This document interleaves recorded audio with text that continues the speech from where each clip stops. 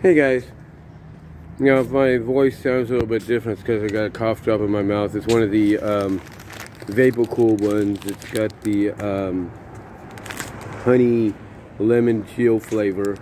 It's Vicks Vapor Cool. Basically, it's Halls teaming up with Vicks, if you will, to help out sore throats and everything.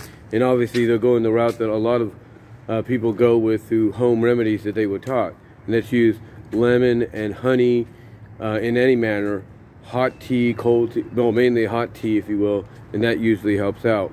And it looks like it's helping out right now. But the reason I wanted to come on here is because I watched Alex's video yesterday, his live stream, and even contributed a little bit to it, not as much as I would like to do, but just a little bit. And in the video, Alex basically started off by talking about, you know, how, you know, basically a lot of wrestling fans, you know, how, well, I wouldn't say wrestling fans, but mainly how a lot of people who act like the wrestling fans, you know, trolls and everything, try to bring a negative, you know, atmosphere to the wrestling community. And he brought up a lot of good points, and I do recommend you guys check out the live stream that he did. Because his main focus was to talk about the AEW New Japan Forbidden Door pay-per-view they got coming up on June 26th in Chicago. And he also wanted to kind of give his, you know, opinion, his idea of what he feels would be, you know, matches that they would need to do, or at least try to attempt to do for that show. And he brought up a good list. He really brought up a good list. But before, but again, before that, he said that the reason he was tying that, the reason he did the little, I guess you could say, I wouldn't say rant, but basically this shoot style, you know, tell it like it is, reaction, is because he basically saw what happened with Cody Rhodes. He saw that Cody had gone back to WWE, and even he admitted, like, okay, if he goes back, you know, is he going to be, you know, well, at first he admitted, you know, he was one of those people that doubted it would be Cody, right? You know, and even if it was, would he be dashing? Would he be, you know, Stardust? And to see that he's exactly as he is or was presented in AEW, as well as on the Indies and in New Japan, you know, as the American Nightmare, you know, same elaborate entrance and all that, and basically same presentation, it made him wake up and realize that, you know, this is what wrestling is about. It's about having fun and, you know, kind of just, you know, speculating and theorizing exactly, you know, how somebody's going to be presented if they debut for the first time or return for a second go around with certain companies. Like, will they be presented as they were before or as they are now?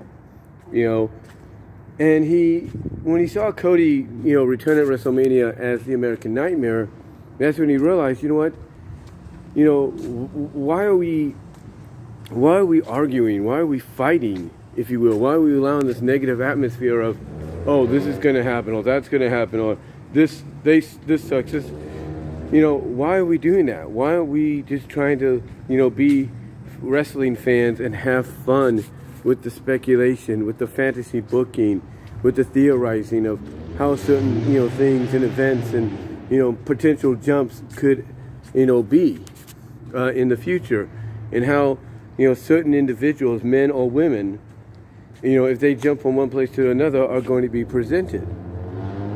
You know, so he did a good job at the beginning, and at the end, he was, while doing this, he was messaged something by somebody to check out something from Pro Wrestling Bits.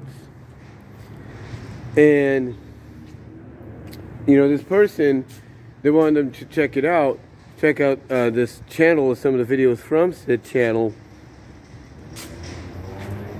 Basically turned out to be exactly one of those people that he was talking about, one of those trolls, one of those negative people. And he even got some, you know, in the live stream. And, you know, that's what he does not want, you know, his channel or even any other wrestling-related channel to be. You know, he wants it to be, he wants his channel to remain, or to be and remain a positive place for fans. You know, the same with any other wrestling channel, like Solid Monsters, JD, you know, whatever, depending on whether or not you agree with their outlook on things or not. Now, as far as I'm concerned, when I was listening to it, not only did I respect what Alex was saying and really really understand where he was coming from, but I also enjoyed his fantasy booking of certain matches that he feels and believes should be on the Forbidden Door card. And I could see a lot of, and I agree with him that I could see a lot of these kind of matches potentially being discussed and taking place. It all depends on what happens in the next month or so as far as AEW Double or Nothing is concerned. As far, you know, as well as several of the upcoming New Japan shows in Japan and here in the States, you know, is concerned. But, you know, whatever the case may be, you know, the card he brought up, you know, in his mind, he put together from his perspective, you know, like I said, a lot of us do agree would work. It would really work. Now, I did mention, along with some other people, certain changes that I would make, you know, depending on the circumstance, because I think it would make it a little bit more intriguing, and it would get people wondering, would they or would they not? And, you know, some of the ideas I came up with is, hey, instead of Hangman Page and Okada, we could get Punk and Okada, and we can get, you know, Page and Kenta. Or, you know, with the women, since Stardom is owned by the same people that own New Japan, you know, we could get, you know, Kairi Hojo, formerly Kairi Sane, challenging for the AEW Women's Championship against Thunder Rosa. We could have Britt Baker going after the Stardom Championship, you know, as sort of like a counter to that, if you will. So, those are some of the ideas I thought of, along with a potential House of Black versus House of Torture match. You know, House of Torture is a subdivision or a subgroup of the Bullet Club in Japan, as I just checked my time here. You know, the subgroup of the Bullet Club in Japan. And any one of these scenarios would be good. I mean, heck, a lot of people are looking at Yano versus Orange Cassidy as a possible matchup. You know, so, you know, things like that. But the one thing I did though mention, and it wasn't a super chat, because I only did like, I think 3 of those, 3 $2 super chats.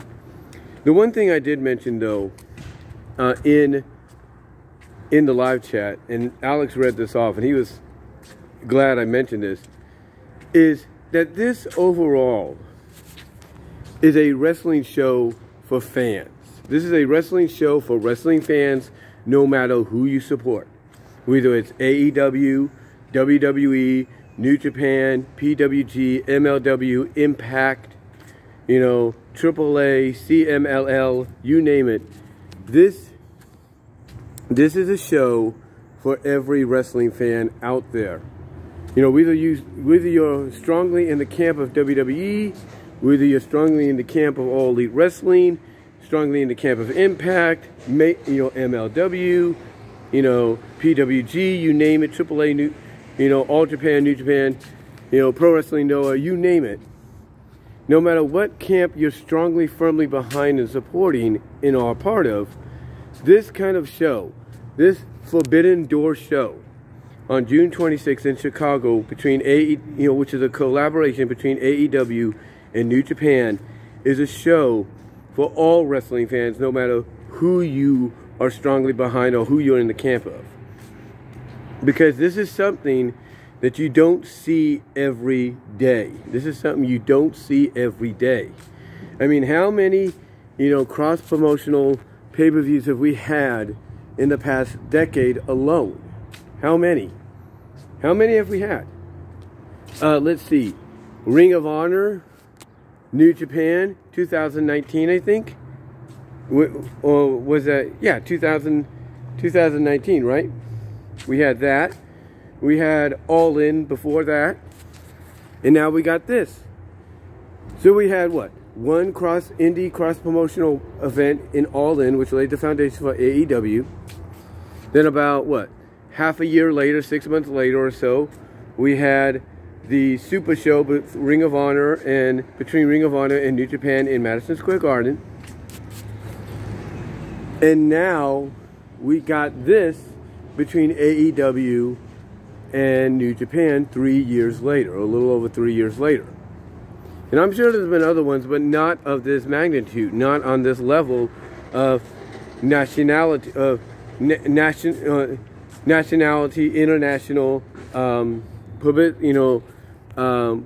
publicity and acknowledgement. So to me, this is a show, like I said, no matter what camp you support, even if it's a promotion that's not part of this or will not have any involvement in this. This is a show for all wrestling fans of all kinds, because it's something that you don't see every day, and you may not see probably for another year or two, maybe another couple of years, depending on the circumstances, because we don't know what's around the door or around the corner, or you know, when we open the door. But that's what Forbidden Door is, guys. That is what, you know, Forbidden Door is. It is a pay-per-view for all fans, no matter who you're strongly in the camp of, whether or not it's a promotion that's a part of this or not. But do you agree with that? Let me know down in the comment section below. Live chat during the premiere. Like the video. Check me out at VENMO Roses Discussions, all your favorite audio podcast locations except for Pandora. Also check me out at my Teespring store for merchandise you can get there. Also check me out at Venmo at VENMO Roses. Also check me out at patreon.com to support me with a $1, $3 tier. Right now I have a new video that's going to probably go public real soon. That's a part of the $3 tier, so check that out before anyone else if you want to, before I make it go public.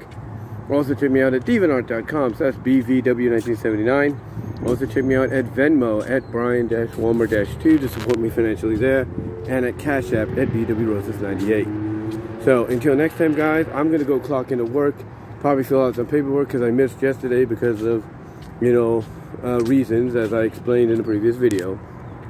But again, let me know what your thoughts are, and I'm out.